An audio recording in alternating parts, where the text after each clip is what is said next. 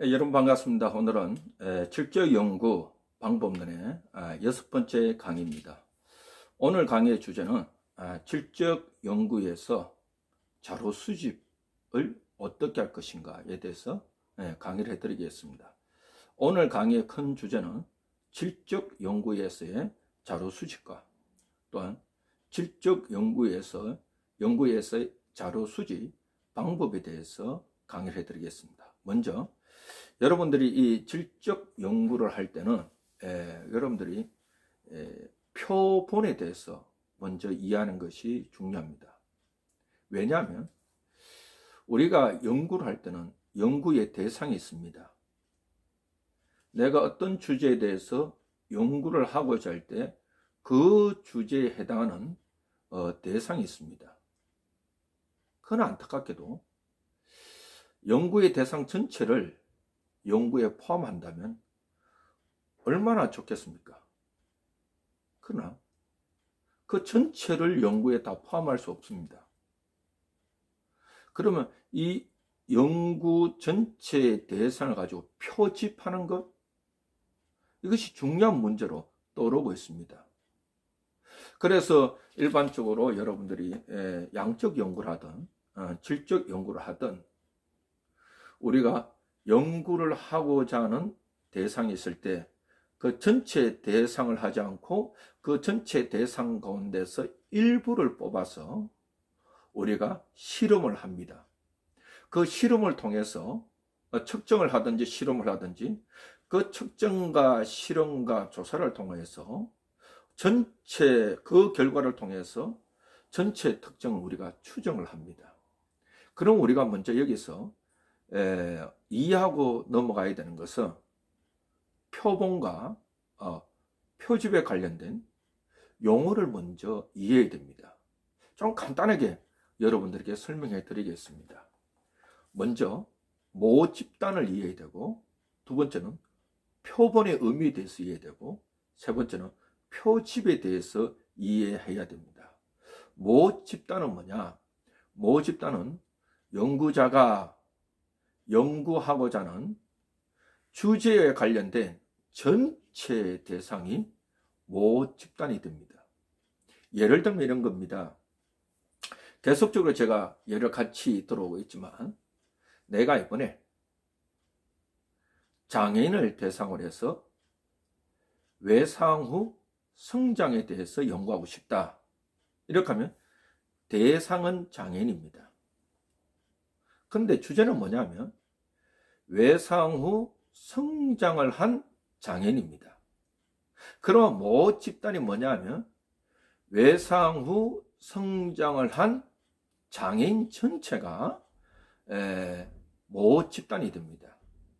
자, 그 다음 표본입니다. 그 모집단 전체를 연구의 대상으로 삼을 수 없습니다. 그 중에서 이 연구와 관련된 전체 집단 중에서, 모집단 중에서 일부를 선정하고 추출하는 것이 표본이라 말합니다. 일명 샘플이라고 말하죠. 이게 표본입니다. 그 다음 표집입니다. 표집은 몰집자입니다. 몰집자. 이게 샘플링이라고 말합니다. 즉 모집단에서 표본을 추출하는 과정을 우리가 표집이라고 말합니다. 그래서 이 추출하는 과정이나 행위를 우리가 표집이라고 말합니다. 그러면 일반적으로 우리가 이렇게 되어 있죠. 내가 어떤 주제에 대해서 연구하고 싶다. 그 주제에 관련된 전체 집단을 모집단이라. 모집단 가운데서 내 연구에 관련된 주제와 관련된 전체 집단 중에서 내가 일부분을 내가 연구의 대상으로 삼는다. 표본입니다. 그 모집단 중에서 표본을 추출하는 행위나 과정을 표집이라고 말합니다. 그러면 우리가 생각해야 되는 것은, 질적 연구를 할 때에, 자료 수집을 할 때는 표집의 과정이 중요하구나 이렇게 생각하셔야 됩니다. 왜 그러면 표집이 필요할까? 연구에서 표집이 필요할까? 추출하는 과정이 필요할까? 아니면 표본이 필요할까? 라고 했을 때 여러 가지 이유가 있습니다. 그 중에 크게 세 가지는 이런 겁니다. 시간적 이유 때문입니다. 비유 때문입니다. 비용 때문입니다. 사회적 정치적 이유 때문입니다. 우리가 모 집단의 전체 집단의 불명확성 등으로 인해서 우리가 모 집단 전체를 조사할 수는 없습니다. 모 집단 전체를 조사하면 굉장히 좋지만 시간이 많이 듭니다. 비용이 많이 듭니다. 사회적 정치적 문제가 이슈가 됩니다. 이런 것 때문에 표집이 필요합니다. 두 번째입니다. 여러분이 연구와 같은 주제에 표본을 잘 추출하며 표본을 잘 선정하게 되면 곧 그것이 전체 집단을 연구한 것과 같은 결과를 오게 됩니다. 그래서 별 차이가 없게 됩니다. 마지막 세 번째입니다. 우리가 표집을 잘할 수 있다면 시간과 비용을 줄일 수 있습니다. 이런 차원에서 우리가 여러분들이 양적 연구를 하든 질적 연구를 하든 우리가 연구를 한다라고 했을 때는 실험 연구나 또한 조사 연구를 한다 했을 때는 이렇게 연구자는 표집을 통해서 표본을 선정해야 됩니다. 그 이유는 시간과 비용과 또한 정치적 사회적 이슈 또 그걸 통하여 효과를 똑같이 누릴 수 있기 때문입니다. 그래서 표집의 과정은요, 표본의 대표성을 확보하는 것이 핵심적인 과제입니다. 표본의 대표성을 확보하는 것이 핵심적인 과제입니다. 그래서 우리가 그러면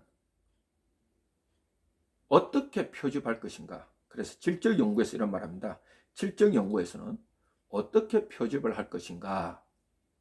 표집의 종류가 크게 세 가지로 소개되고 있습니다.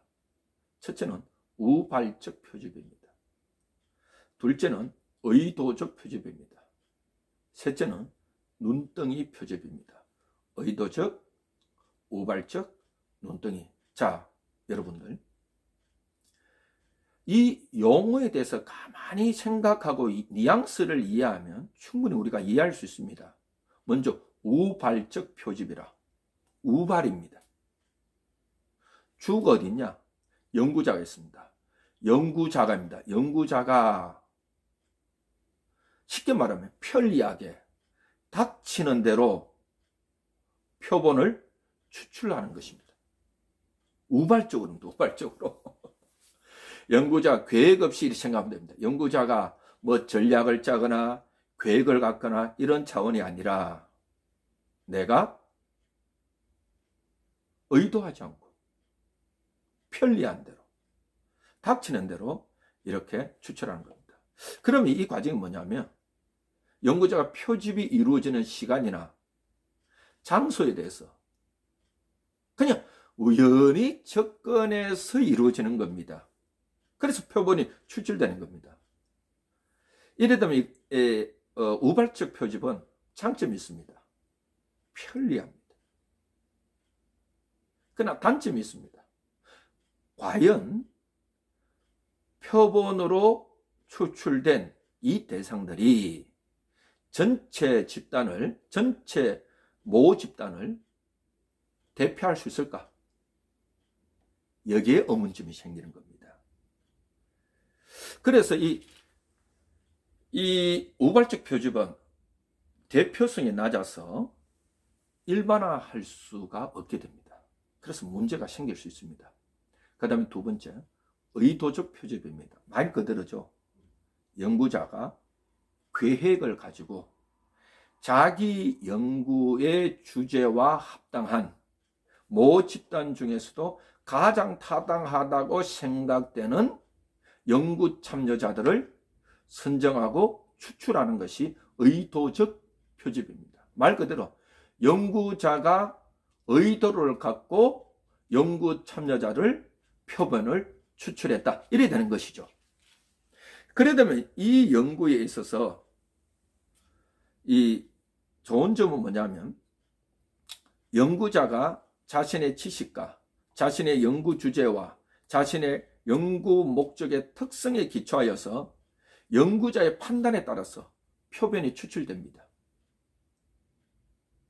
여기서 장점이 있겠죠. 장점은 이 의도적 표집은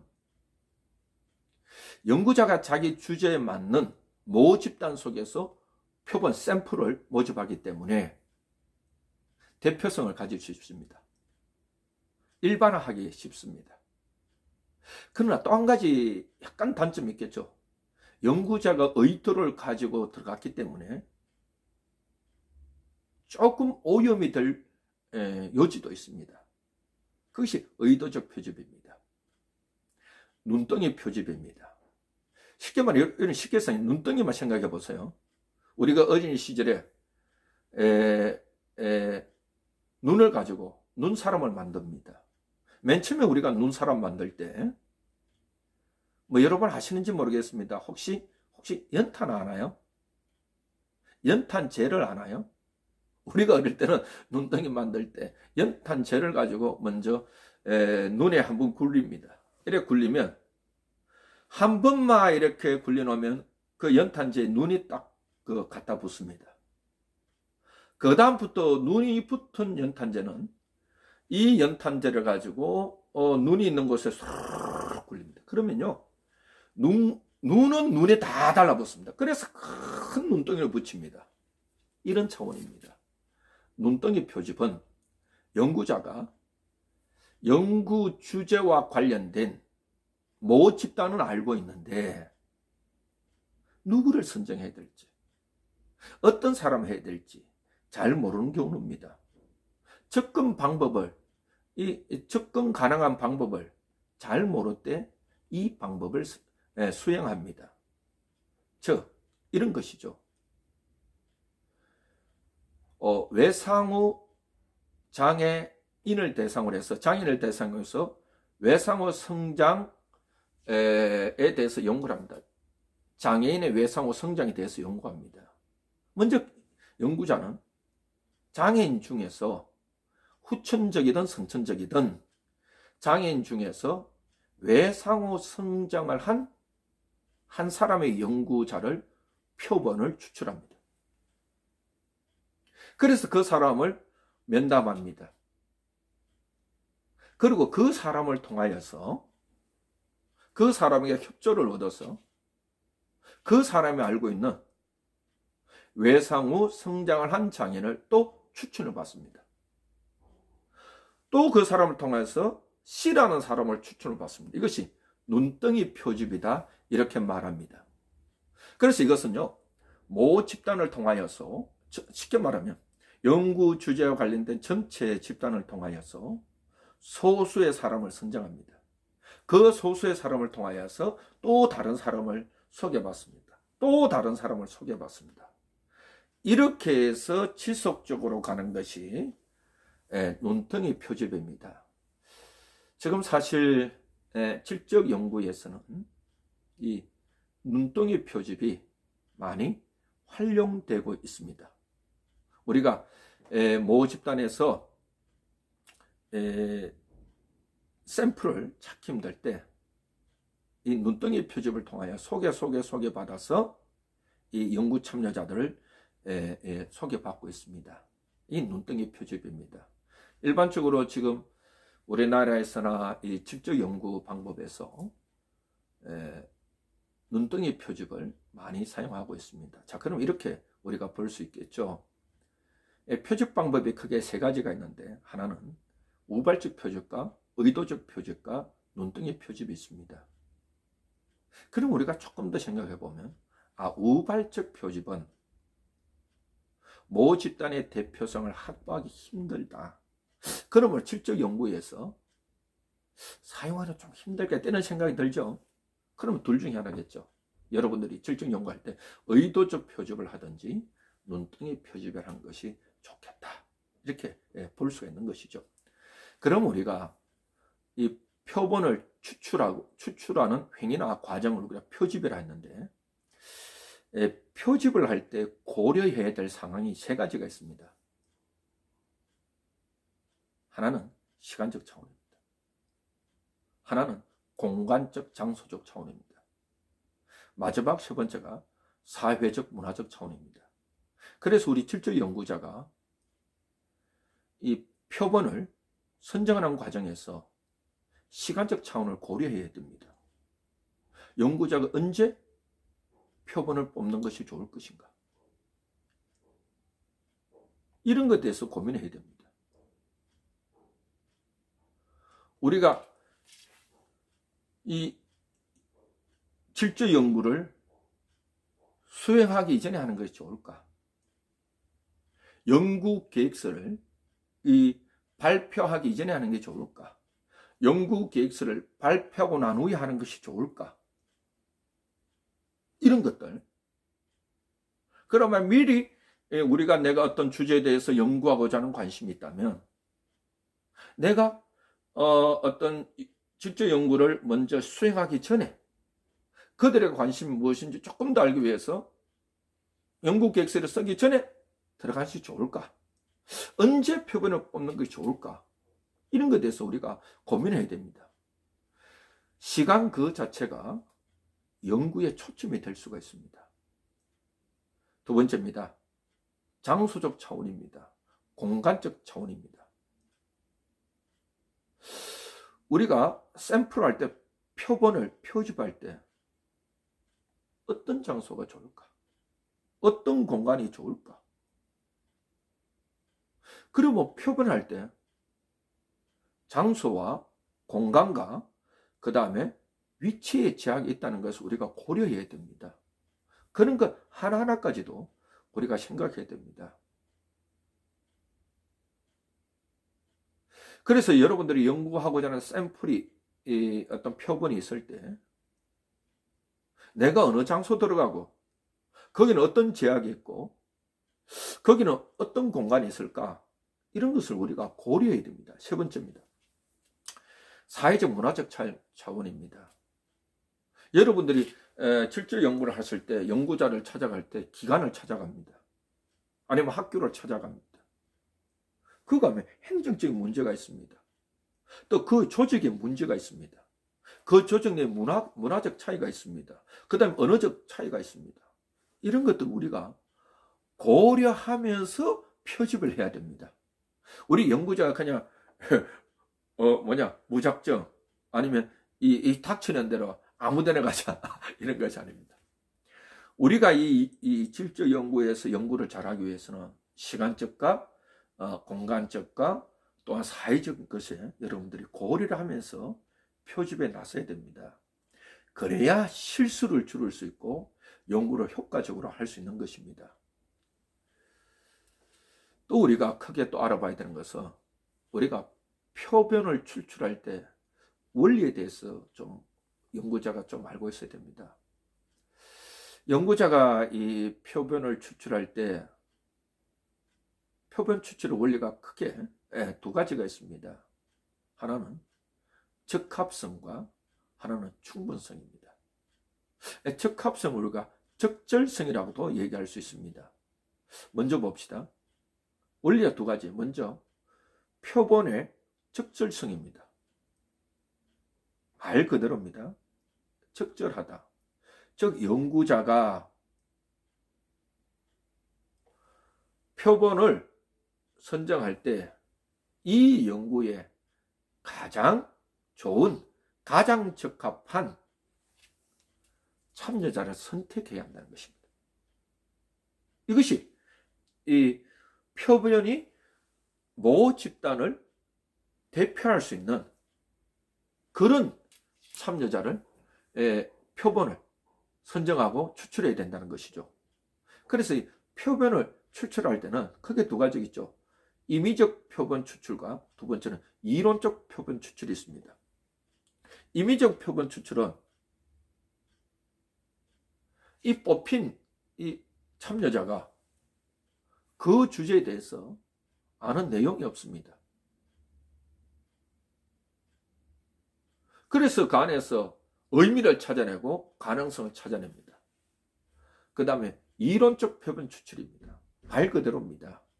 연구자가 자신의 이론에 맞는, 그리고 이론적 필요성에 맞는, 그래서 이 연구 참여자를 선정하는 것이 임의적 표본 추출입니다.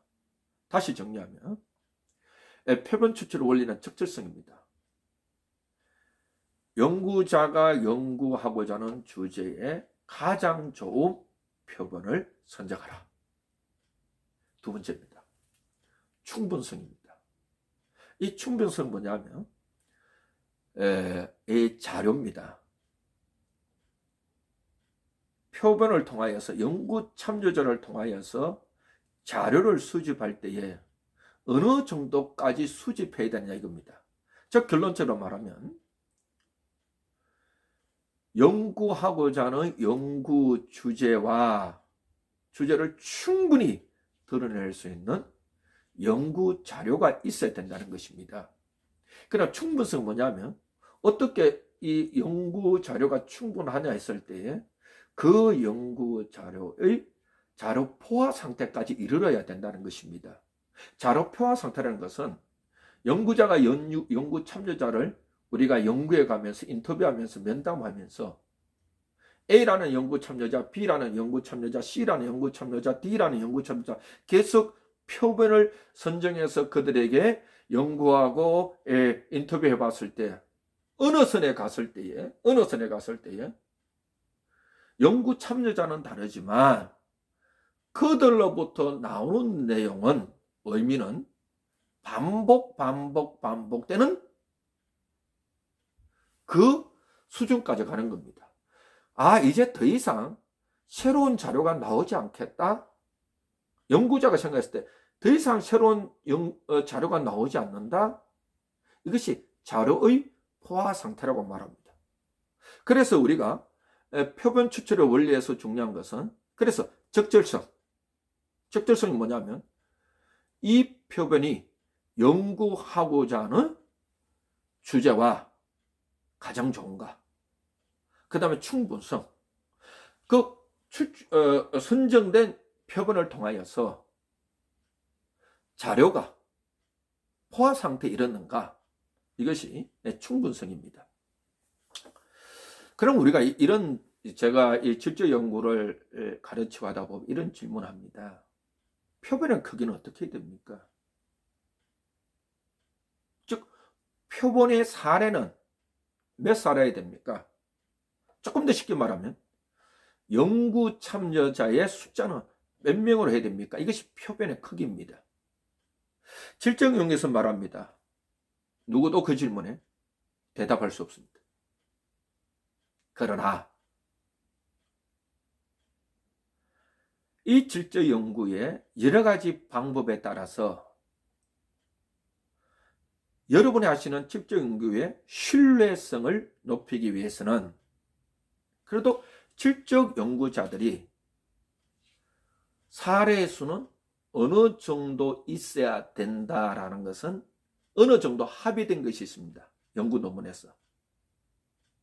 그것은 질적 연구 가운데서도 접근 방법에 따라서 사례의 수가 달라진다는 것이죠.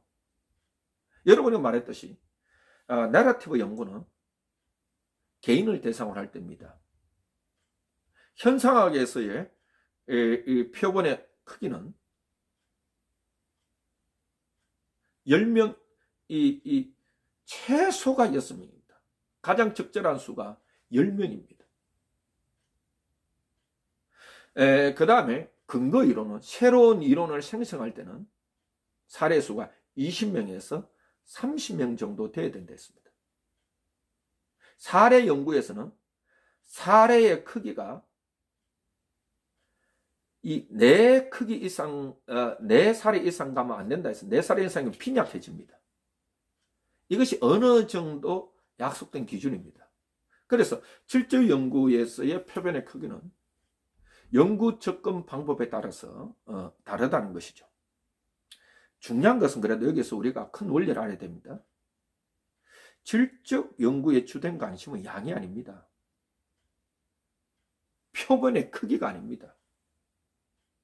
질적 연구에서는요, 양이 아니라 표본의 크기를, 그래서 여러분들이 질적 연구를 할 때는 표본의 크기를 극대화하기보다는 특정 주제에 대한 정보를 극단한 데 주력해야 됩니다. 다시 말합니다. 질적 연구를 하고자 하는 연구자는 표본의 크기, 양을 극대화하는 데 주력하기보다는 오히려 그 대신에 질적 연구에서는 연구하고자 하는 주제에 대한 정보를 극대화하는 데 주력해야 됩니다. 그것이 자료의 포화상태입니다. 자, 이제 크게 두 번째로 넘어가서 자료 수집 방법에 대해서 강의해 드리겠습니다. 질적 연구에서의 자료 수집 방법은 크게 두 가지 있습니다. 크게 두 가지. 무엇일까요, 여러분? 지금 이 유튜브를 통해서 이 강의를 듣고 있는 질적 연구에 관심 있는 여러분은 질적 연구에서의 자료 수집 방법이 무엇이라고 생각하십니까? 두 가지 있습니다. 앞서서 1강, 2강, 3강, 4강에서 계속 배우고 있습니다. 한번 생각해 보시기 바랍니다. 뭐가 있을까? 첫째는 참여 관찰입니다. 두 번째는 인터뷰, 면담, 또 어떤 것에서는 면접이라고도 말하고 있죠. 저는 면담이 좋은 것 같습니다. 면담이 얼굴 면자, 이야기 담자, 인터뷰가 면담이 가장 적절한 번역이 아닐까 제 나름대로 이렇게 생각해 봅니다.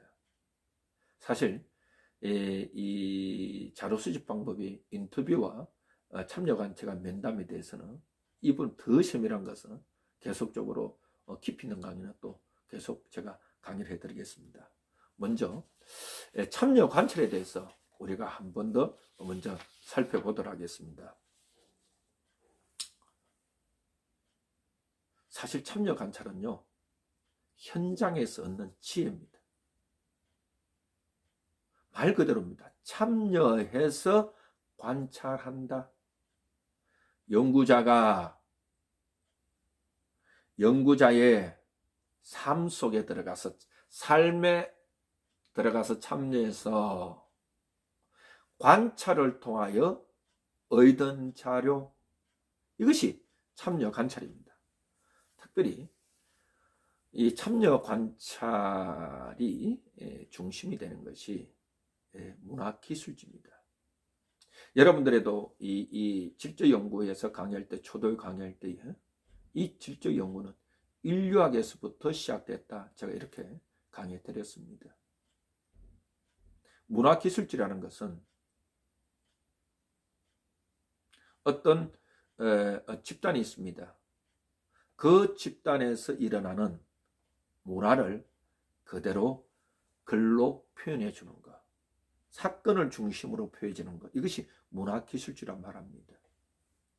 문학기술지에서 굉장히 중요한 것은 어떤 A란 민족을 조사하겠다, B라는 부족을 조사하겠다, 아니면 C라는 이 단체를 조사하겠다, 장애인 문화를 조사하겠다 이라면 그 사람이 장애인 문화 현장 속에 들어가야 되는 것입니다. 그 현장 속에 들어가서 그 현장에서 오랫동안 그들과 함께 지내면서 그들의 문화를 내가 글로서 드러내 주는 것이 문학기술지입니다. 그래서 문학기술제는 현장 참여가 없는 연구는 없는 것입니다. 그래서 이 문학기술제는 이 현장 관찰에서, 문학기술제에서 현장 관찰은 관찰은 내가 그 집단에 하루 이틀 머문다고 해서 드러날 수 있는 것이 아닙니다. 오랜 시간, 장기간, 1년 이상 그 집단에 머무르면서 그들의 문화를, 그들의 언어라든지 생활습관이라든지 관습이라든지 사고라든지 이런 것들을 내가 글로써 표현해서 이 글을 읽는 독자들에게 그 문화를 이해시키는 것입니다. 그러면 여러분들이 참여 관찰할 때에 네 가지의 중심을 두고 준비를 해야 됩니다. 먼저 장소의 선택입니다. 두 번째는 이 참여 관찰을 저해하는 요인들이 있는데 그것을 예방해야 됩니다. 세 번째는 여러분들이 현장을 기록 잘해야 됩니다. 네 번째가 현장의 기록 내용을 무엇을 할 것인가입니다. 먼저 첫 번째, 장소의 선택입니다. 우리가 실제 연구를 하다 보면 이런 유혹을 받습니다. 왜냐하면 어떤 유혹을 받는가 하면 내가 아는 장소, 내가 잘 아는 집단, 내가 현재 근무하고 있는 곳, 내가 예전에 근무했던 곳, 이런 것을 찾아갑니다. 왜요? 쉽기 때문입니다. 허락받기 쉽습니다. 이미 그 사람들과 표변이 나와 신뢰관계가 형성되어 있습니다. 자, 여기서 오류가 생깁니다. 실제 연구자가 내가 나의 직장이나 나의 교회나 나의 단체나 내가 이미 알고 있는 그 단체 속에 들어가면 어떤 오류가 생기는가 하면요. 실제 연구는 내부자적 관점과 함께 외부자적 관점이 있어야 됩니다. 내가 현장 속에 그 사람들과 참여를 하지만 내가 객관적인 입장에서 그 내담의 이 연구 참여자들의 삶 속에 있는 의미를 그대로 드러내주고 기술해주고 내가 해석까지 해줘야 됩니다. 근데 내가 그들과 임의학을 읽고 그들 속에 들어가면 동화되어 있습니다. 이 외부자적 관점을 놓치기 쉽습니다. 그 다음 두 번째입니다. 내가 이미 표본으로 추출한 그 사람들과 상하의 관계가 있습니다. 그리고 이미 그들과 알고 있습니다. 그러면 다른 직원이나 다른 그 공동체의 사람들이 나에 대한 기대가 있습니다. 나에 대한 기대가 있고 업무의 양이 있기 때문에 거기에서는 이 연구 참여자들이 자기의 생각과 감정을 있는 그대로 표현하기 힘듭니다. 그래서 그렇습니다. 이걸 심리 상담적인 용어로 보면 이중관계라고 말할 수 있겠죠. 우리가 원래 그렇잖아요.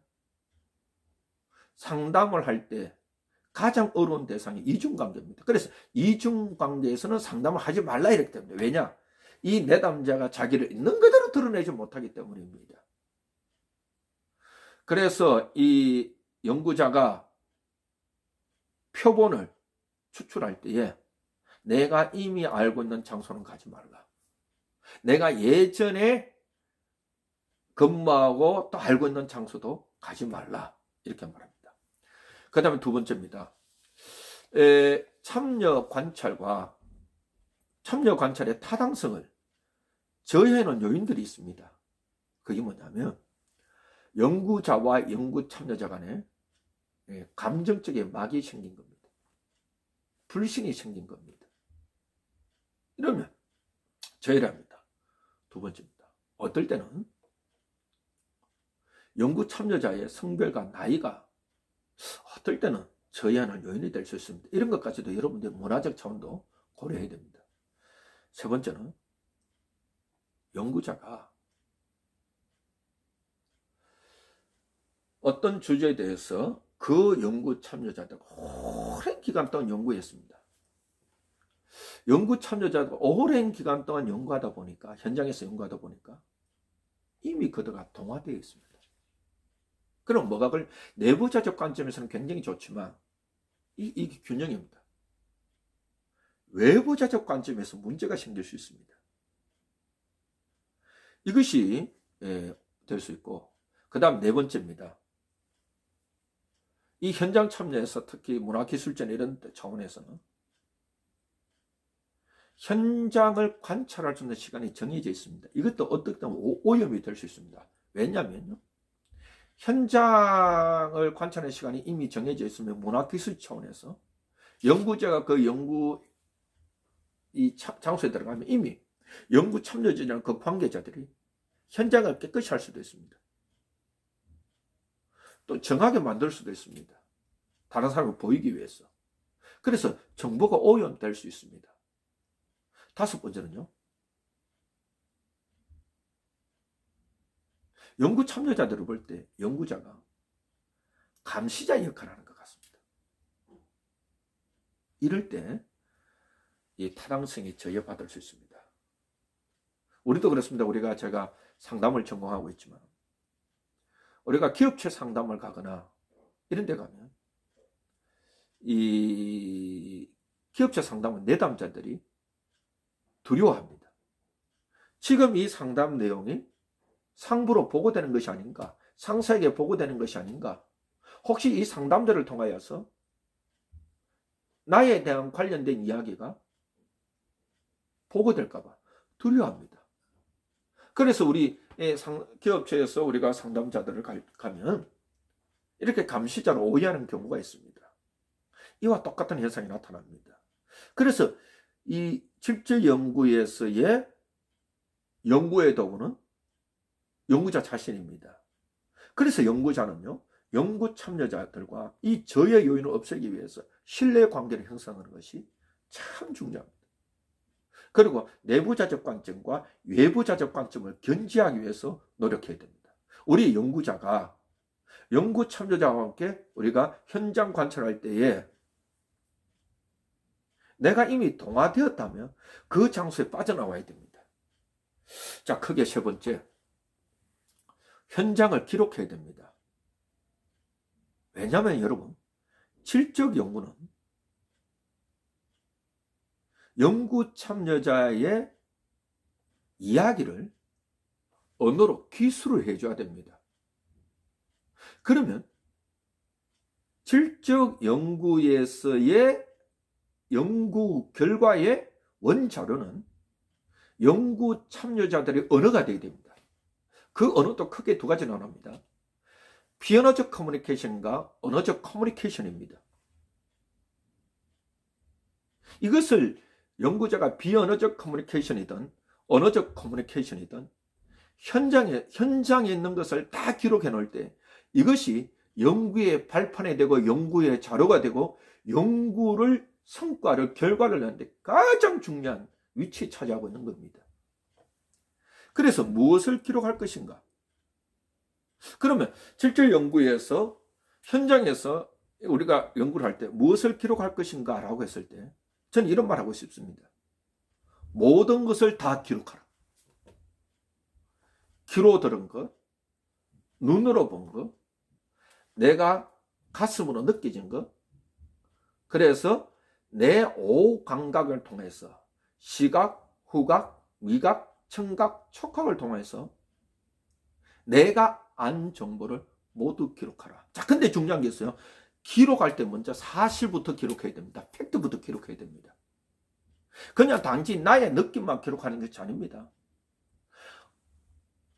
연구 참여자가 현장에서 연구 참여자들의 언어와 비언어적 커뮤니케이션을 사실을 먼저 기록해야 됩니다. 사실을 먼저 기록하고 그래서 나의 감각을 통해서 이 사실을 기록하고 그 다음에 내가 느낀 지각된 것을 기록해야 돼요. 그래서 감각 플러스 지각이 기록된 것이 이 현장 기록이다 이렇게 말할 수 있습니다. 그래서 여러분들이 사건의 순서대로 거기서 이 서사란 말하잖아요. 서사, 내러티브. 차례 서자, 일사자. 사건을 순서대로 기록하는 이 서사입니다. 그래서 질적 연구에서 가장 기본은 내러티브입니다. 연구 참여자가, 연구자가 진짜 자기의 연구가 더 아름답게 되기 위해서는 사건을 순서대로 기록해요. 두 번째, 기억된 것을 종이에 다 기록해야 됩니다. 이것이 여러분의 장차 이 질적 연구를 할 때 엄청난 자료가 되고 여러분의 질적 연구를 굉장히 효과 있고 효율적으로 도와줄 겁니다. 제가 질적 연구를 지도하고 해보니까 여러분 이렇습니다. 자료가 많으면 많을수록요. 자료가 많으면 많을수록 질적 연구를 분석하는데, 기술 분석 해석할 때, 연구 분석할 때 굉장히 쉽습니다. 왜? 내가 선택할 것이 맞습니다. 그래서요, 성공적인 질적 연구는요, 현장 관찰한 것을 내가 어느 정도 자세히 기록하고 있느냐에 대해서 달려 있습니다. 그 다음에 현장 기록의 내용입니다. 현장 기록 내용인데, 현장 기록은요, 크게 두 가지로 봐야 돼. 앞서서 얘기했지만, 무엇을 기록할까 했을 때 이건 내용입니다. 연구 참여자의 비언어적 커뮤니케이션과 또한 언어적 커뮤니케이션을 동시에 기록해야 됩니다. 비언어와 이 언어를 동시에 기록해야 됩니다. 그러면 언어적 커뮤니케이션은 녹음을 하는 것이 좋습니다. 윤리적 차원에서 녹음을 할 때는 연구 참여자의 동의를 꼭 받아야 되겠죠. 녹음을 해야 됩니다. 그 다음, 비언어적 커뮤니케이션은 이것을 현장 노트라고 말합니다. 즉, 그 사람의 몸짓 언어나 또한 그 사람의 음성 언어나 그 사람의 어떤 장소적 환경적 느낌이나 이 장소적 환경적 내가 귀로는 안 들어도 나의 시각, 후각, 미각, 촉각을 통하여서 들려오는 메시지를 내가 현장 노트에 다 기록해 놓는 겁니다. 그럼 이렇게 되겠죠. 녹음을 한 것은 녹취록을 만들어야 됩니다. 그리고 여러분들이 현장에서 내가 보고 또한 몸으로 느낀 것들은 빠른 시간 안에 끝나자마자 나오면서 빠르게 기록해야 됩니다. 왜냐? 기억은 사라지고 기억은 날아갑니다.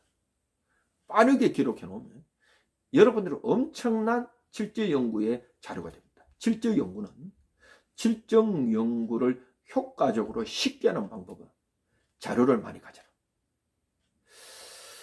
자, 크게 두 번째로 가보겠습니다.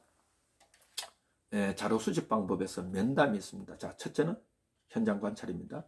두 번째는 면담입니다.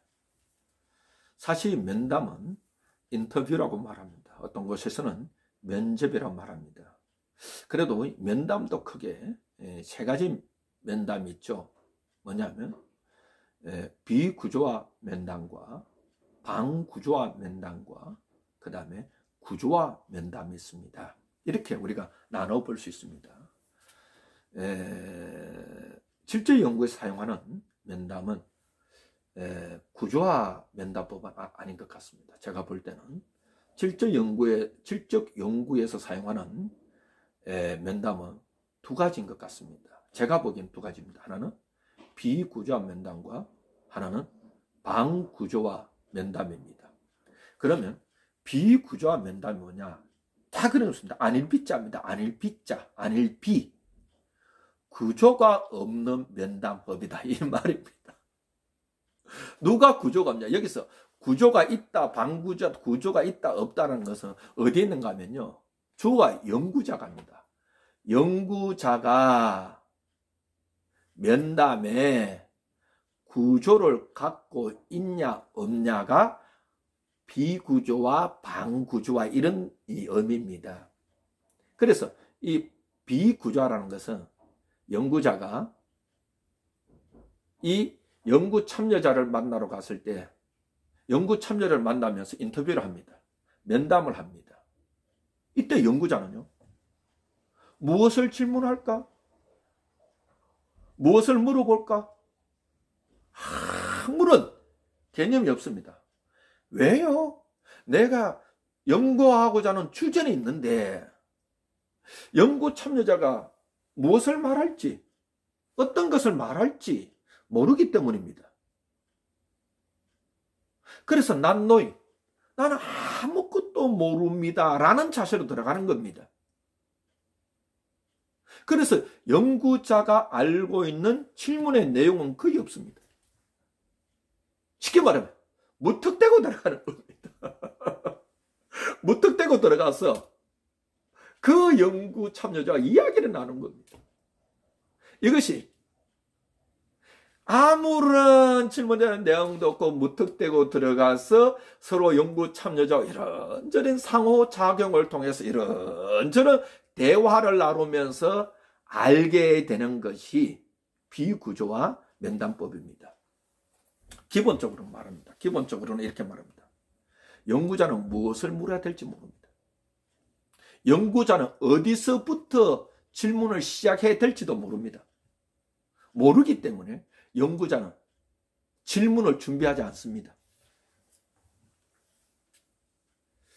그런데요, 질적 연구할 때 면담에서 비구조화 질문에서는 일반적으로 이렇게 말합니다.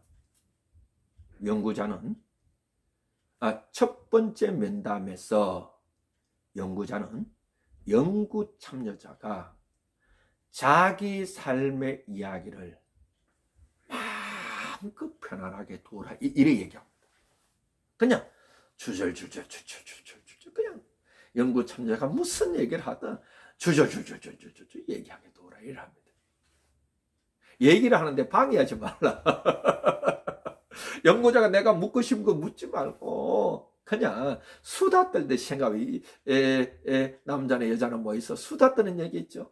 남자들 같은 경우는 군대 얘기 막 하죠. 축구 얘기하죠. 정치 얘기 막 수다 떱니다. 저는 뭐 군대 얘기 할 거 없습니다. 왜냐 저는 뭐 군대 얘기 크게 할 거 없습니다. 그 이유는 개인적으로 만나서 저한테 물어보시기 바랍니다. 여성들은 많으냐 수다를 떠는데 가족 얘기, 아내 얘기, 남편 얘기 뭐 여성들 했는데 아내는 아니죠. 남편 얘기, 자녀 얘기 막 주변 이렇게 첫 면담에서는 쉽게 말하면 수다를 떨게 하라. 그리고요, 이 비구자 질문에서는 연구자가 질문을 준비 안 했으니까 무엇부터 질문하는 거는요. 연구 참여자가 이야기하고 싶은 것부터 시작하라. 저는 이것을 보니까 해결 중심 상담에 보면 이것을 원함의 질문, 원터의 질문이다 이렇게 말합니다. 이 해결 중심 상담에서는 그래서 여러분들이 이런 그 질적 연구를 할 때 연구자는요, 이 상담의 기법을 알고 있으면 쉽게 접근할 수 있습니다. 해결 중심 상담에서 원함의 질문은 뭐냐면 이렇게 말합니다. 오늘 우리가 상담을 할 텐데 우리가 어떤 이야기를 나누면 이 상담에 맞췄을 때 야, 오늘 상담이 효과가 있었어요. 이렇게 말할 수 있을까요? 이렇게 질문하는 겁니다. 이걸 영어에서는 이렇게 말하죠. Do you want? 당신이 원하는 것이 무엇입니까? 사실 우리나라 사람한테는 당신이 원하는 것이 무엇입니까? 원함을 얘기해 보세요. 당황스러워합니다. 그래서 이거 좀 언어를 바꿔서 아이고 연구 참여자님 오늘 우리가 서로 이래 만나서 이야기할 텐데 연구 참여자님 우리가 어떤 이야기를 하면 우리가 오늘 1시간만 이야기하고 난 후에 야 나에게 도움이 됐어요 말할 수 있을까요? 연구자님 어떤 이야기를 연구 참여자님 어떤 이야기를 나누고 싶습니까? 이렇게 그에게 원태의 질문을 해줘서 이야기하게 하는 겁니다. 그래서요 이 연구자는 첫 면담에서는 그 사람한테 모든 걸 맡기고 그 다음에 두 번째 면담에서 깔때기 질문 기법이라고 말하죠. 연구자가 돌아가서 그 사람 말한 이 녹음된 것과 현장 노트를 내가 다시 읽으면서 연구자가 조금 더 집약된, 축약된 추가 질문을 만들어 오는 것이죠. 그러면서 첫 번째 면담보다 두 번째 면담이 연구 주제로 조금 더 깊게 들어가겠죠. 그 다음에 세 번째 질문이 조금 더 깊게 들어가겠죠. 이것이 깔때기 질문 기법이다. 저는 이렇게 붙이고 싶습니다. 그 다음에 방구조화 질문입니다. 방구조화 질문은요 이런 겁니다. 연구자가 방구조되어 있다. 연구자가 질문의 내용을 구조화해서 간다 이런 뜻이죠. 연구자는 질문의 내용을 무엇을 질문할 것인가 구조를 만들어 놓고 가지만 연구 참여자는 무슨 말을 해야 될지 모릅니다. 어떤 내용을 말하는지 예측할 수 없습니다. 질문에 대한 면담의 답변을 예측할 수 없는 것, 이것이 방구조화 질문입니다. 자, 연구자 편에서는 질문할 내용을 갖고 있습니다. 그러나 연구 참여자 편에서는 내가 무엇을 얘기할지 예측할 수 없습니다. 답변은 연구 참여자의 자유입니다. 답변은 연구 참여자 자율성입니다. 답변은 연구 참여자 입장에서는 능동성입니다. 답변은 연구 참여자에서 자신의 생각과 감정과 삶의 얘기를 마음껏 얘기하는 겁니다. 이것이 방구조와 면담이라고 말합니다. 그래서 연구 참여자는 자신의 편에서는 내가 면담에 대한 구조된 질문은 내용은 갖고 가지만 연구 참여자에게 연구 참여자의 관점과 연구 참여자의 생각과 연구 참여자의 감정과 연구 참여자의 삶을 이야기를 할 수 있는 자유를 그대로 줍니다. 그러면서 연구자가 연구 참여자의 삶의 얘기를 들으면서 뭔가 사건이나 뭔가 경험이나 이것을 구체적인 예를 들어서 설명을 할 수 있도록 질문해 주는 겁니다. 이것이 실제적인 예를 들을 수 있도록 연구자가 도와줘요. 그래서 연구자는요, 좋은 자료를 확보하기 위해서는 커뮤니케이션 기법을 갖고 있어야 됩니다. 특히 커뮤니케이션 기법 가운데서도 개방형 질문을 사용해야 됩니다. 여러분들 혹시 이런 이 대화법에 대해서 알고 싶으면 뭐 이런 말 해서 좀 그렇지만 제가 쓴 책 마음을 움직이는 커뮤니케이션 기법 책을 한번 읽어보시기 바랍니다. 저자는 박민수고 출판사는 시그마 프레스입니다. 거기 어떻게 질문해야 될지 다 나와 있습니다. 그런데 한 가지, 여러분들이 면담을 할 때, 방구조와 면담을 할 때 하나의 면담에는 하나의 질문을 해야 됩니다. 우리가 그 연구자들 보면 한 가지 실수하는 것이 있습니다. 한 질문에 두세 가지 내용이 들어가 있습니다. 여러분 명심해야 되는 것은 좋은 면담법은 하나의 면담에 하나의 내용을 질문하라. 그리고 그 사람이 뭔가 얘기했을 때 좀 더 구체적이지 못하면 실제적인 예를 들을 수 있도록 개방형 질문을 해줘라. 이렇게 말할 수 있는 겁니다. 그리고 여러분, 이 방구조화 질문을 했을 때에 여러분들이 구조된 질문지를 만들었으면, 질문 내용을 만들었으면 그대로 가져가서는 안 됩니다. 예비 실험을 해봐야 됩니다. 슈퍼바이저한테, 아니면 동료들한테, 아니면 내가 연구하고자 하는 주제에 적합한 연구 표본이 있다면 그 사람들한테, 내가 그 사람을 표본으로 삼지 않지만 유사한 사람한테 내가 이 질문을 통해서 이것이 어느 정도 효과가 있는지 예비 실험을 하고 난 뒤에 해야 됩니다. 여러분, 질문지 만드는 것이 결코 쉽지 않습니다. 자, 그러면 혹시 이 강의 듣는 사람들 가운데서 현상학적 연구를 하고 싶다 라고 했을 때 방구조화 면담법이 어떨까요? 현상학적 연구를 하는 사람들은 이렇게 말합니다. 현상학적 연구를 하고자 하는 사람은 현상학적 연구에서는 방구조화 면담이 타당하지 않다. 왜냐? 방구조화 면담에 이미 연구자가 질문의 내용을 구조화했기 때문에 연구자에서 선흠적이라 앞섬자 경험할 흠자, 연구자가 이미 알고 있는 것을 질문한다. 알고 싶은 걸 질문한다. 그러면 그 질문을 받은 연구 참여자들은 연구자에 의해서 이끌려져 간다. 이렇게 말합니다. 그러면 현상학적 질문을 할 필요 있어요? 연구자가 안다면 뭐하러 연구합니까? 그래서 이 형상학적 연구에서는 자료 수집에서 가장 중요한 질문은 무엇을 경험했는가? 그래서 그 사건의 의미를 드러내는 것입니다.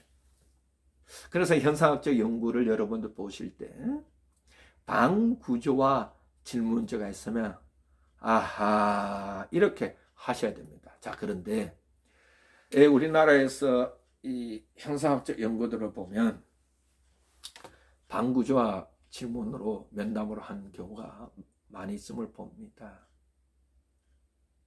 그 부분도 아직 우리나라의 질적 연구가 이제 보급된 지 얼마 되지 않기 때문에 나타나는 현상이 아닐까 이렇게 생각해 봅니다. 자, 이제 마지막으로 면담 기법인데요.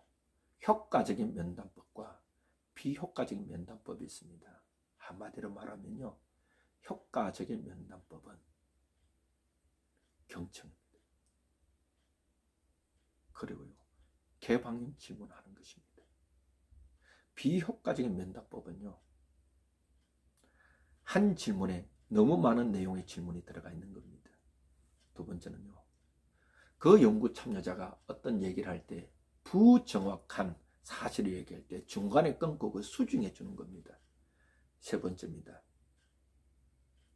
면담을 형편없이 하는 사람에게 초조해가지고 질문을 빨리 합니다. 침묵을 견디지 못합니다. 이건 형편없습니다. 최고 좋은 효과적 면담법은 내가 관심을 갖고 경청을 하고 되물어보는 것. 이것이 효과적인 면담법입니다.